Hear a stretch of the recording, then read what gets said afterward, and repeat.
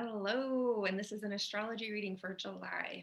I know it's been a little while. We're in the thick of it. If you've been watching my videos, you will know that I am perceiving this time as a time where we are taking our medicine. And as we start the month of July, I'm not sure about you guys, but this week has all been about me paying attention to all the places where I really need to take my own medicine. And this is showing up in areas like what it could feel like is that you had a whole bunch of maybe like bills due that you had been sort of putting off over time, like waiting for the most optimum time to pay them. And this week, it all just kind of came to the surface. And when I say bills, I don't necessarily mean money. I mean like maybe you realize you've got to get a bunch of dental work done, or maybe you realize like you've been putting off some I don't know, sort of like something you need to file or something that you need to like clean out or something that you were a conversation you were supposed to have or just some like big bold move that you were supposed to do. And this week is the week where you're like, all right, I'm pushed to the edge, I gotta just do it. And this pushing to the edge energy was facilitated by, well, first, Mars is like right opposite Saturn right now, and so Mars is like is actually taking action, and the reason why we're taking action is because Saturn is right across, like standing across the table from us, saying it's time. There's no other time. You have to do it now. If you want to go where you want to go, Mars, if you want to be where you want to be, you have to do this now. And while Mars is right across the table from Saturn, there's another character on the corner on the other side of the table, which is Uranus, saying, and the reason we're doing this, Mars, is so that we can actually experience the life that we know you want to live. And so if there was this round table and your actions were on one, we're sitting in the driver's seat and you had, a big authoritarian sitting across the table, just staring you right in the eyes, and another like motivator, I don't know, it's like, imagine you had some like a coach or some kind of like um, mentor or someone who is like holding you accountable for creating the life that you have always dreamed of.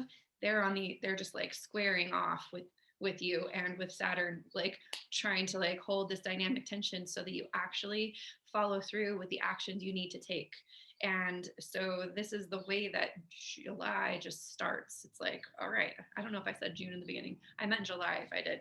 Um, so while we're sitting at this table, we got this, we have this other part of us that's like working out the way to like navigate and negotiate all of these actions that we're going to take or we are taking. And this is Mercury squaring Neptune. So Mercury is in Gemini right now. Mercury is at home in Gemini. It's like really a good time for us to like apply our mind to problem solving. And with the square to Neptune over in Pisces, which is a very like connected to our divine mission, um, we are using our mind to take action so that we can find the solution and be aligned with our divine mission. So that's happening around the 6th of this month. So we've got this energy like putting pressure on us to act. We've got this way of using our mind, kind of, Neptune's over here in another square with Mercury, and Mercury's like, okay, I've got to make sure that as I'm navigating this, I stay aligned with my divine mission on this planet, with whatever I believe in is my like divine congruence. And then while our mind is sort of like reorienting to this mission, we've got Venus going through a very similar thing that Mars just went through. That's going to be from like the 6th to the 8th. So Venus is in Leo as well. Venus is like our receptivity, like our inner knowing, or like the felt somatic parts of us that are very wise. So if Mars is the part of us that like must take action, Venus is the part of us that understands and receives information for how to perceive what is the greatest alignment for the greatest harmony? Like what's going to sensuously feel the best for our lives? Like how can we get both of these hemispheres of the brain sort of on the same page, which is where Venus and Mars are going. But in order for them to get on the same page with each other, they're going through these like pretty intense squares. So here around the 6th through the 8th, Venus is going to sit at the table and she's going to be like looking directly at Saturn, and Saturn's going to say, all right, now it's time for you to get your sensations in alignment, get your emotions in alignment, get your perceptual field into alignment, and you need to like focus your emotional self on what it is you want to experience and take action, not take action, but pay attention to. It's like Venus is, imagine that there's a room that's filled with like a million different things, and you're only able to really perceive a fraction, like a tiny, tiny, tiny fraction of these things. And when you're perceiving it, perceiving is like receiving information about. So when Venus is sitting across from Saturn, this is like, okay, what are you going to allow yourself to pay attention to? What are you going to allow yourself to receive? And Saturn is sitting right across from Venus, and he's saying, I'm giving them like pronouns, but like it's just they're just energies. Basically, there's just this pressure to like pay attention to what you're paying attention to. Is this what you want to be paying attention to? And Venus is like, okay, like I'll I need to be more aware of what I'm paying attention to and what I'm receiving in the world. And Uranus is sitting over on the other side of the table being like, yeah, because whatever you pay attention to, that's what you're creating your stories about, and that's what you're behaving toward. So make sure that you're paying attention to the alignment that is in conjunction with what you want to create in this experience. So Mars goes through it first, and we have to like put ourselves into correct behavior. Then our mind reconstructs to align us with our divine mission. Then Venus puts us in alignment with what we want to be perceiving so that we can come into this beautiful space as Venus and Mars come together. And right before they come together on the 9th, we have a new moon in Cancer. So the new moon in Cancer is this like really potent, vulnerable, emotional, beautiful seed, the like most like vulnerable seed of our hearts that we're going to like put out into the universe for after both our actions and our perceptions have been put into alignment toward our divine desire for our experience on this planet. So we put that seed out, and right after we put the seed out on the 9th, we've got this right after we do that on the 11th, Mercury moves into Cancer. So we put the seed into the universe. We receive through our sensory perception, through our emotional field, we receive this feedback that our seed has been sent out into the universe. This like prayer has been sent out into the universe as Mercury moves into Cancer on the 11th. All of our way of communicating and our information suddenly becomes very felt, very emotional, very like hot. Like it's like you'll feel the hot tears when you're moved. It's less mental. And right after that happens on the 13th, Mars and Venus come into a conjunction in Leo. This conjunction is like a reward for sitting across the table from Saturn, for being in right relationship with our actions, for having discipline with our perceptions to like put us in alignment and paying attention to the things that we actually want to experience and create in our lives. So this beautiful conjunction between Mars and Venus, this is like a huge turning point for this year. It kind of marks this like halfway point where both hemispheres of the brain are finally coming into this congruence, this like communicative space where we really feel our actions and our perceptions have come into alignment.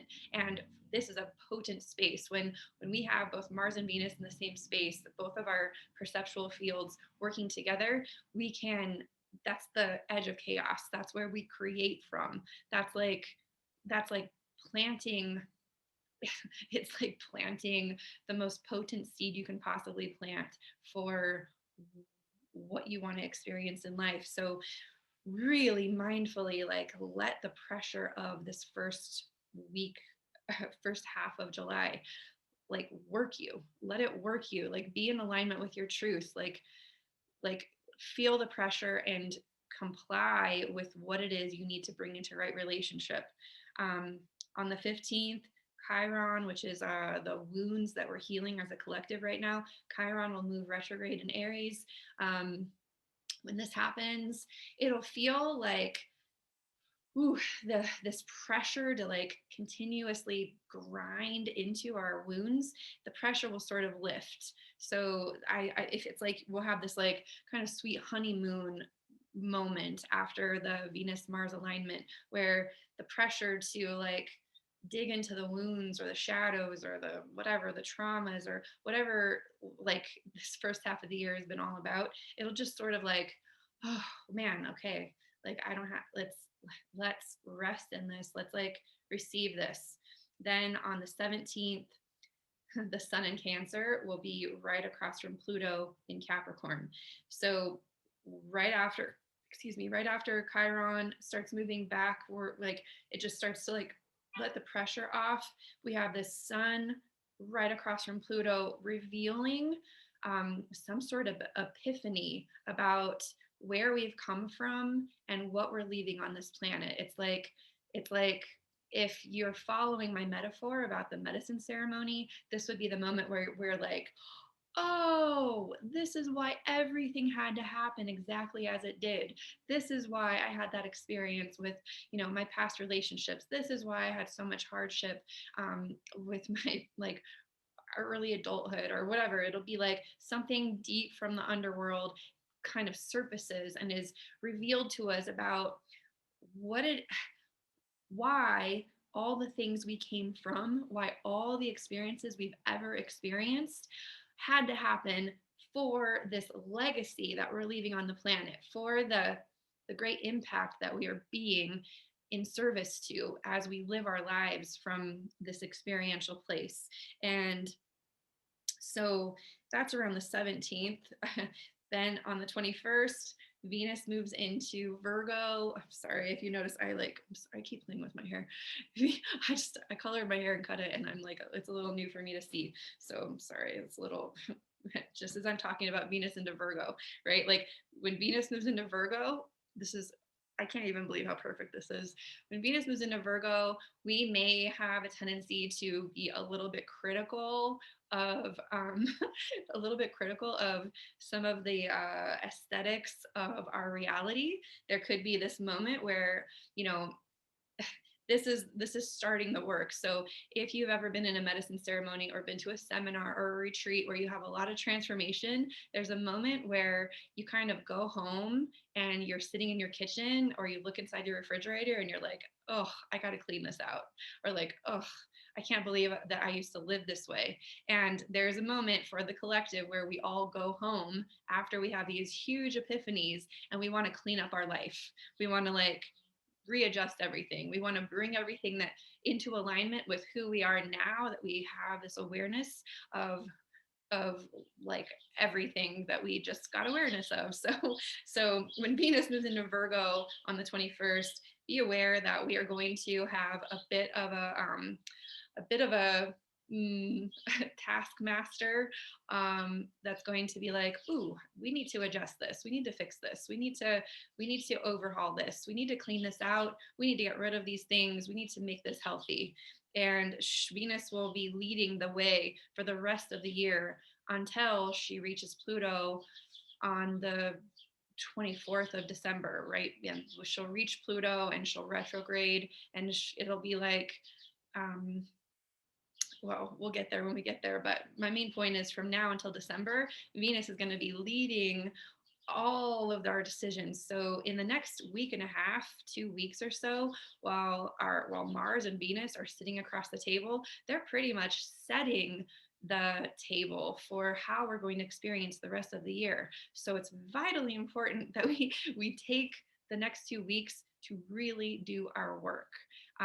There's not going to be a more optimum time, and whatever we are left with, whatever we are whatever's left by mid-month, that's kind of the sandwich we're going to have to eat for the rest of the year. So if something's happening in these next 2 weeks that you don't want to experience for the rest of the year slash your life, not that you can't change it later, but I mean, we're kind of like setting some really fundamental foundations right now. If there's something that happens in your world that needs to be like adjusted, reset, conversations had, changes made, you better do it in these next 2 weeks, because pretty much like we're just going to be living out the rest of our decisions over the next 6 months, slash however long. So uh, the 22nd, the sun will move into Leo. This is the gift of the sun moving into Leo, is that we'll get this beautiful revelation of just how unique our experiences have been, just how unique and special each one of us really is, and how us being exactly as we are with our preferences and our idiosyncrasies and neurosis and like all the little things, like all the weird little things that we are, that those are vitally important for us to interact as a cohesive body of life. And so when the sun moves into Leo, we have a chance to really see and appreciate ourselves and others for how unique and special we really are. Um, right after, like literally on the same day as the sun moves into Leo, Venus will be just exactly opposite Jupiter. Jupiter is retrograde. Jupiter is heading back into Aquarius for a few more months, well, for the rest of the year, really. So he's not quite there. Jupiter will get there on the 28th, but Jupiter's retrograding in Pisces. We are kind of concluding that medicine journey with Jupiter in that little slice of Pisces that it's been in for a couple, like a month and a half or so. With Venus right across from Jupiter, expect that like again, Venus is in Virgo. She's like, okay, I get it. I see. I've taken my medicine, and now I need to bring my life into congruence. I need to like clean my garden. I need to make my home, my body, my relationships. I need to bring all of the details into right relationships so it feels harmonious and congruent with what I just discovered in this medicine. So right after the next day, we have the full moon in Aquarius. The full moon in Aquarius on the 23rd will be a reflection of like, holy moly, like from the beginning of the year when we were like setting intention for this grand vision, like this beautiful vision that we had for our future, we're going to see a reflection of like, how far have we come? It'll be like a state of the union full moon where we just get a chance to look at like, wow, look at all the work I've done this year. Look at how much progress I've made internally toward this beautiful vision that I'm seeing. And the work this year is very much internal. We're not going to see a lot of stuff in the external world being adjusted actually. Like the outer planets, the big like psychological like shifts that are happening and like the big structure overhauls, a lot of that is sort of in a standstill this year. So a lot of the work that we're doing this year is very, very personal and very internal. So the Aquarius moon that we're seeing, we're going to see how all the work that we've done as individuals was absolutely mandatory for the bigger picture that we want to see out in the world. And so we'll get that reflection on the 23rd. On the 26th, the Mercury will move into Leo. This will be, I expect that when Mercury moves into Leo, we're going to have a lot to say. I expect that like, man, people are going to be like, wow, like this was my personal experience with these last couple of months, with these last couple of years, with this lifetime. People will be announcing like books that they're writing. People will be like I don't know, just it'll be a time where people are not afraid to just be seen. Any of that like imposter syndrome that holds us back, or like the reverse ego that tells us that we're like not worthy of sharing our stories, that will kind of just be blasted away with Mercury in Leo. And then the 28th, Jupiter will enter Aquarius again. When Jupiter does this, it's going to be like, all right, now that I've spoken my story and I'm back home and I'm readjusting my world, I am ready to really like do what I need to do to get my world like the rest of the way into alignment with the bigger vision. Like we've been working really hard, and now like what if that also includes um, just the expansive faith and trust that like we've always been in alignment with ourselves. We've always been in alignment with the universe. Like it's impossible for us to actually be out of alignment would be like the ultimate epiphany. And now let's just surrender to this process.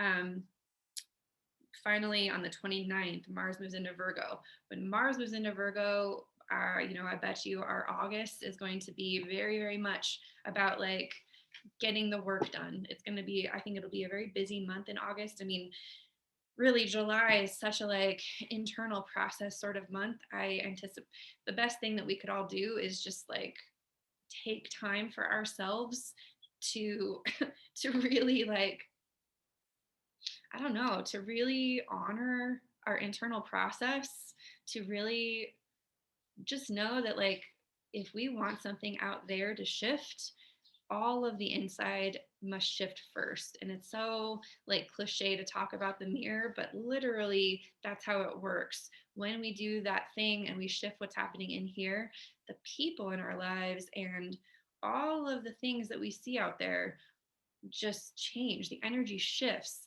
It's all energy, and we are all playing these roles with the people in our worlds and all the circumstances so that we can be in a dynamic relationship with it and understand our place and relationship with all that is. Like that sounds so, I don't care what it sounds like, but so a lot of transits in July, a really, really big month. I have a breakdown for each of the signs.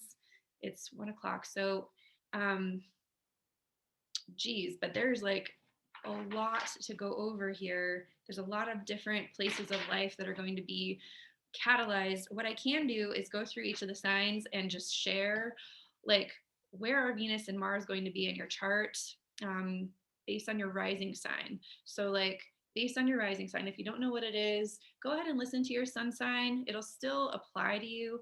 Like there's like a whole reason why you can listen to it as your sun sign or rising sign. If you listen to it as your sun sign, like literally every day of the day that you were born, if you listen to your sun sign, the constellation of your sun sign was rising on the day you were born, no matter what time you were born. So if I'm a Virgo sun, on the day I was born, Virgo was rising in the east when I was born. It was that would so if I didn't know my time, I would just say I'm a Virgo and put Virgo on the ascendant, and then I could read the chart. So if you don't know your rising sign, just listen for your sun sign. But if you do know your rising sign, then pay attention to that. But I'm going to just talk about like for each of the 12 signs where Venus and Mars are coming together. So you can kind of see like what part of your life is going to be affected most by the squares, what part of your life is coming into congruence so that your right and left hemispheres can like be on the same page. So hopefully that will help as we go through this. As usual, if you'd like to schedule a reading with me, I have a lot of different options on my website. We can do a month ahead, we can do a whole year ahead, we can do your natal chart so you understand these cycles for you moving forward forever and ever. But in any case, that's always available. Well, anyways, so for Aries, this conjunction will happen in your fifth house. The fifth house. So basically, you're going to feel a lot of pressure, Aries, in the arena of like how you like to enjoy your life. Like, so the pressure will be like maybe you take action, like sometimes maybe when you're under pressure you want to like seek out pleasure, you kind of want to move away from the pressure or the pain, and you do it with some kind of pleasure, kind of like I just want to play, I just want to make a mess, I just want to like forget about it, I just want to la la la, like so you could have like no, like your play feels like it's under um like pressure to conform. This could also be about your children. So there could be some like pressure around like, okay, their children have some stuff going on and they're putting pressure on you. And so you'll need to like navigate that area of your life through your actions and your perceptions so that you can actually have true fun, joy, pleasure, excitement, like flow, play, all of these things. There's so much more, but for the sake of, I mean, yeah. Taurus, Taurus, for you, all of this transformation is going to happen in your home. So your like this could be your literal house, but your home is also your body. So there could be some pressure on your body or your home to be in right alignment with your behavior and be in right alignment with your perceptions so that you can actually really feel at home. So for the first time in your life, maybe you can actually feel like there's a place for you to land, that you're completely nurtured, that there's a home, that your home is not just where you live, but it's how you feel. And that's what's going to be transformed if we really like allow that pressure to transform us. Gemini, this is happening in your house of mind and the way you think. So there is some way you've been thinking, some like structure of your thoughts. Like this would be an excellent time for you to research psychology, research like the way that the mind, like disciplining your mind. Like if your mind continuously goes to certain places that are causing you suffering, this would be the best time for you to like really, really observe the behavior of your mind and the receptivity of your mind, so that you can actually like really enjoy your headspace better. Cancer, this is going to happen for you in your second house of like self value, of like getting your needs met, of really receiving what it is that you need in order to thrive. So this, you're going to feel pressure on your resources. Maybe you're going to feel like someone's not valuing your time, or someone's not really like, there's going to be some, you're going to have to act in alignment with self-worth. And when you act in alignment with self-worth, you're also going to be perceiving with your receptivity how worthy you really are. And then you'll be able to actually like understand what it means to be a human and be worthy, and that it's okay that you have needs that must be met. um, Leo, Leo, this is going to happen in your first house. This is all about your identity. You could be having like somewhat of an identity crisis. There could be pressure on you to really own who you are and to act in alignment with your integrity, and to like let like perceive yourself as a character that has a character that's very important and unique and worthy of being exactly as you are. So Leo, this is very like personal about you just becoming who you are. um so excellent. I mean, Leo, you're probably feeling this really intensely if this is your rising sign, or if it's your sun. Like just shine, just do you, be you, express from you. um Virgo, Virgo, this is happening in your 12th house, the Venus and Mars conjunction. For you, this is actually like super subconscious. This is happening behind the scenes. You might actually not even be fully aware of all the things that are transforming for you.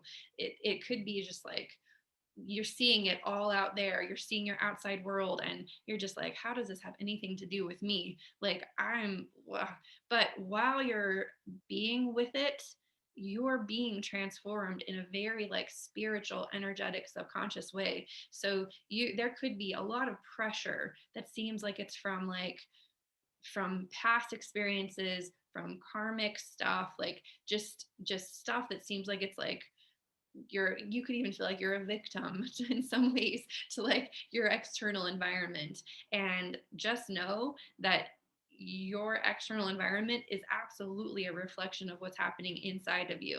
And don't judge that external environment, just be with it and allow the pressure of that environment to bring you into alignment with right relationship with your behaviors and with your perceptions. What do you want to perceive? What do you want this to mean is the good question for you. So let that be your greatest alignment, is like, what do you want to be experiencing? Libra, Libra, this is happening in your 11th house. So this has to do with like all of your affiliations, all of your tribe, your external, your like neighborhood, your family, your community. So Libra, I would say that like you could be feeling a lot of pressure from like maybe family members or from some like your work affiliations, your like your peer groups. There could be a lot like that's kind of like putting pressure on you right now to perform a certain way or to be in integrity with something. And if you're like out of alignment with like how you're perceiving those affiliations, or if you're not in alignment with those affiliations at all, this is the time to readjust that. And there will be some like belonging. There'll be this feeling of like, oh, these are my people, this is what I'm aligned with by the 13th, when Venus and Mars come together in your 11th house. If you're a Scorpio, this is happening in your 10th house. Scorpio, this is all about like, what the heck am I doing here? Why am I on this planet? You're feeling a lot of pressure to question your purpose, question like, what is this life actually about? What am I literally trying to do here? And so you're going to feel a lot of pressure, like in the beginning of the month of like get it, like figure it out, act in accordance with what you believe is aligned with you, and let your perceptions be like aligned with that truth. And you will come into some sort of epiphany or congruence around why you're even here. So it's really beautiful. Yeah, I'm happy for you, Scorpio. Sagittarius, this is happening in your 9th house. The 9th house is all about you coming into like really coming into congruence with your authentic truth, with what your guiding principle is, with the truths that you rule your life by. And so you're having a lot of pressure to like figure out, what are your core beliefs? What are those, like, what's the code of ethics that you live your life by? And so get your behaviors and your perceptions aligned with that truth, and you will experience a congruence of like, you believe that, and you behave that way, and you perceive that way. So lots of like a reward of authenticity and a complete elimination of imposter syndrome. Basically, like you're walking your talk. um, Capricorn, this happens in your 8th house. This 8th house is definitely a place where you're like feeling a lot of pressure to like open up to your deepest vulnerability, to control dynamics, to trust, to like letting go, to like releasing like attachment, and to allowing yourself to feel even more dependency or vulnerability. So this could actually be kind of a crazy, there could be a lot of pressure for you to like really own your truth, really own what your deepest vulnerability actually is, to behave in accordance with that vulnerability, and to actually like become super conscious of that vulnerability. And the reward is going to be like intimacy, deep intimacy with your truth. So it's really worth doing this. And this is the time to do it. If you want to have true intimacy with your life, this is the time to actually get into alignment with that. Aquarius, this is happening in your 7th house. So you're going to feel a lot of pressure in your relationships, your close relationships, your love relationships, and friendships. So you could feel pressure from your loved ones. They could be like really needing some things, or there could be some like new relationships that are requiring a lot from you, and you need to be aligned with the friendships and relationships that are actually the kinds of friends you want to have for the long haul. Letting that pressure align you will give you the reward of true trusting friendship. So this is a really good time for you to just, what does it take for you to trust people and let them be your friends? That's a good question for you to ask this month, Aquarius, and to really like honor and accept that. And then Pisces, this is happening in your 6th house. This is like, Pisces, you've absolutely been feeling the pressure to come into sovereignty and to have good boundaries. and to like really stand on your own 2 feet. There's been a lot of pressure on you to be doing this all year. And this is the time, Pisces, to fully do it, to fully step into complete, like maybe independence, complete sovereignty, complete freedom of your time, of your voice, of your body, complete like ownership of your temple, complete congruence of your words. Like it's a time for you to come into completion as a person. And there's a lot of pressure on you to come into completion. This could be like health wise, financially, like this, the sixth house really is just like whatever's in the way of you becoming sovereign, that's what's going to be pressured. So really step into your good boundaries and do a lot of self-care and stand on your own 2 feet and do that work, because this is like the final kind of hurrah to be in that space. So that is for each of the 12 signs. There's so much more. I'll be making more videos this month because, man, there's just a lot that we're navigating this month. And if I was going to give you one good takeaway that you could all just have for the month, it's just to trust your life, to trust that like every character in your life, every reflection that you see is conspiring to help you open your heart more and more and more and more. It's conspiring to pry open your eyes, to like lift your veils, to bring you into the greatest congruency with your mission, your soul, with the earth, with the heavens, like just to bring you into the greatest integrity with what it means to be a human and to feel connected and to feel loved and to feel creative. And so, even if there is a lot of pressure or if really dramatic things happen, these dramatic things are only here to serve us, to bring us into that space. And any kind of suffering that we experience is a resistance to that process. We do not have to resist, but some of us, we kind of get stronger through the resistance. I mean, there's not even any judgment of resistance at this point. If you're resisting a lot, that resistance is actually building some sort of muscle so that when you pop, you actually pop even bigger. It's not mandatory for everyone. Not everyone likes to grow and change through the pressure of resistance. Some people choose a more graceful path, but grace requires us to like jump off when we feel inspired rather than be pushed off when we're forced to. So just choose your path. Are you gonna are you gonna say yes when you feel inspired to, or are you going to say no until you have to say yes?